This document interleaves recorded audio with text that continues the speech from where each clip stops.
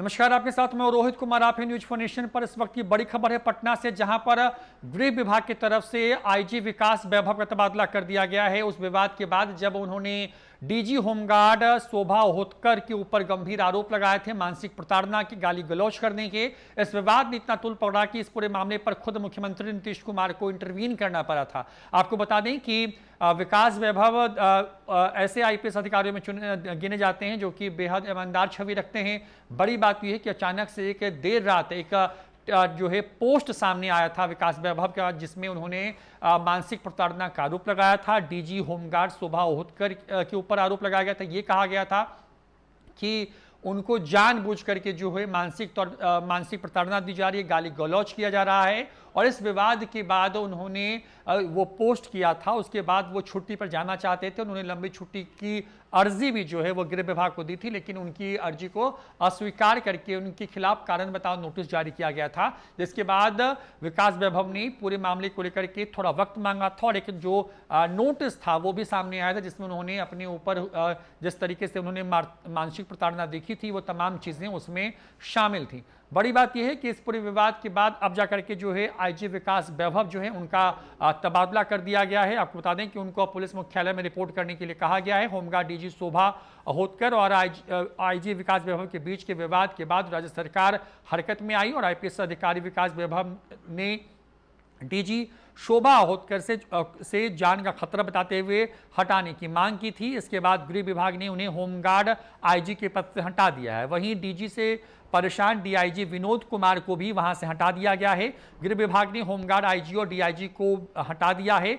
IPS अधिकारी विकास वैभव और DIG Vinod Kumar को वहां से हटाते हुए वेटिंग फॉर पोस्टिंग में रखा गया है।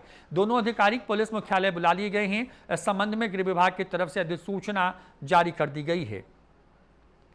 बता दें कि विकास वैभव से पहले जो हैं डीआईजी जो हैं विनोद कुमार, उन्होंने भी गंभीर आरोप लगाया था। एक बार तो मीटिंग में वो बेहोश तक हो गए थे, इस तरह के आरोप लगाए गए थे। कहा गया था कि लगातार उनको मानसिक तौर पे प्रताड़ित किया जा रहा है। आपको बता दें कि शोभा जो ओहोतकर है, उनकी छवि देश के ऐसे आईपीएस अधिकारियों में से है जो कि बेहद दबंग स्वभाव की मानी जाती हैं। बड़ी बात यह है कि उनका कैडर बिहार है, लेकिन मूल तौर पर वो महाराष्ट्र की रहने वाली हैं। वहाँ पर भी जब वो बतौर जो एसपी जब वहाँ पे वो अपना काम कर रही थी, तो उस दौरान भी वो सुर्खियों में थी जब उन्होंने एक बेहद हाई प्रोफाइल मामले का खुलासा किया था, जिसमें कई नामचीन लोगों की गिरफ्तारी हुई थी। इस पूरे मामले में के सामने आने के बाद से उनको फिर से बिहार बुलाया गया।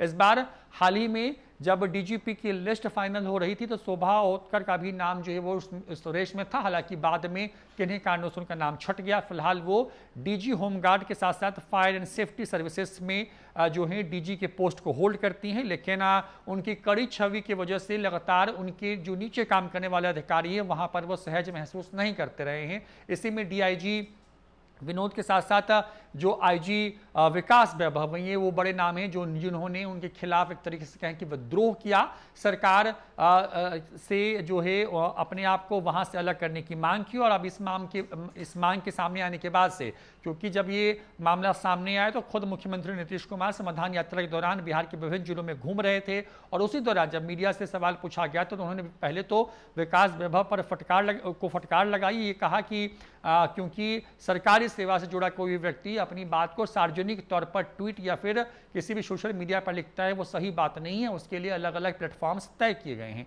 इस पूरे मामले की जांच के आदेश मुख्यमंत्री नीतीश कुमार ने दिए थे, क्योंकि गृह विभाग उन्हीं के पास में है। और अब क्योंकि संभवतः ऐसा माना जा रहा है कि जांच में विकास वैभव के जो आरोप थे उन आरोपों को सही माना गया, जिसके बाद विकास वैभव जो आईजी के पद पर होमगार्ड में थे, साथ साथ जो डीआईजी होमगार्ड थे, इन दोनों को वहां से हटा करके वेटिंग फॉर पोस्टिंग में जो है पुलिस मुख्यालय बुलाया गया। हालांकि इनकी नई पोस्टिंग क्या होगी ये अभी तक साफ नहीं है, जबकि इनकी जगह पर जो सीटें खाली हुई हैं, यानी कि जहां पर ये पहले पोस्टेड थे वहां पर भी कोई नई पोस्टिंग नहीं की गई। तो विवाद ना ज़्यादा बढ़े, इस विवाद को खत्म किया जा सके, इसलिए संभवतः सरकार की तरफ से जांच के उपरांत जो ये बड़ा फैसला लिया गया होगा। जो भी अपडेट होगी देंगे न्यूज फॉर नेशन पर। नमस्कार।